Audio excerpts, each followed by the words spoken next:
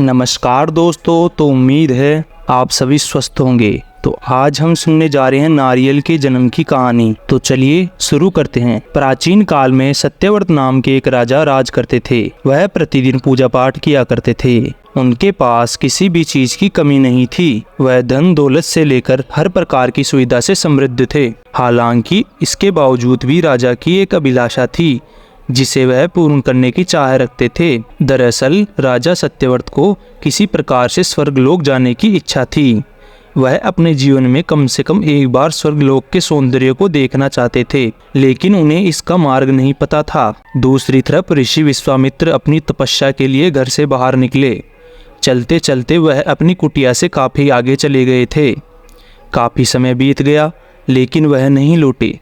इस कारण उनका परिवार भूख और प्यास से तड़प रहा था। राजा सत्यव्रत को जब यह पता चला तो उन्हें ऋषि विश्वामित्र के परिवार के पालन पोषण की जिम्मेदारी ले ली। कुछ समय बाद जब मुनिवर लौटे तो वे अपने परिवार को कुशल देख काफ़ी प्रसन्न हुए। उन्होंने पूछा कि उनकी अनुपस्थिति में किसने उनकी देखभाल की।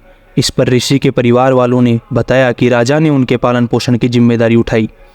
यह सुनकर ऋषि विश्वामित्र तुरंत राजमहल पहुँचे और राजा से मुलाकात की। वहां पहुंचकर उन्होंने सबसे पहले महाराज को धन्यवाद कहा। इस पर राजा ने ऋषि अपनी इच्छा पूर्ण होने का आशीर्वाद मांगा। राजा की बात सुनकर ऋषि विश्वामित्र ने कहा, बोलिए महाराज, आपको क्या वरदान चाहिए। तब महाराज ने कहा, हे मुनि, मुझे एक बार स्वर्गलोक के दर्शन करने हैं।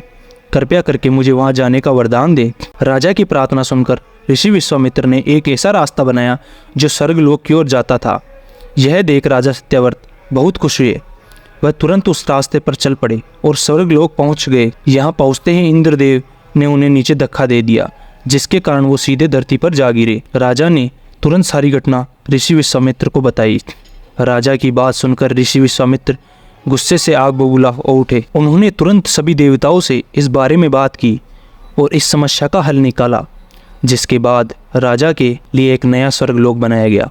नए स्वर्गलोक को पृथ्वी और देवताओं के स्वर्गलोक के बीचों बीच स्थापित किया गया ताकि किसी को कोई परेशानी ना हो। नए स्वर्गलोक से राजा सत्यव्रत तो बहुत खुश हुए, लेकिन विश्वामित्र को एक चिंता लगातार सता रही थी। उन्हें डर था कि नया स्वर्गलोक कहीं जोरदार हवा के कारण गिर न पड़े। अगर ऐसा होगा तो राजा सत्यव्रत दोबारा से धरती पर जा गिरेंगे।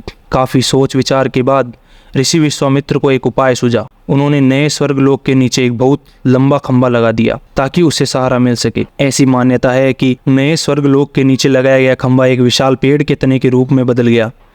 यही नहीं, कुछ समय पश्चात जब राजा सत्यव्रत की मृत्यु हुई तो उनका सिर एक फल में तब्दील हो गया। तभी से इस खंभे को नारियल का पेड़ कहा जाने लगा, जबकि राजा का सिर नारियल के रूप में जाना जाने लगा। यही कारण है कि नारियल का पेड़ इतना लंबा होता है। यह कहानी यही समाप्त होती है। तो इस कहानी से हमें क्या शिक्षा मिली? इस कहानी से हमें शिक्षा मिली कि अगर सच्चे मन से किसी भी चीज़ की अगर हम उम्मीद करते हैं तो हमारी हर ख्वाहिश पूरी होती है।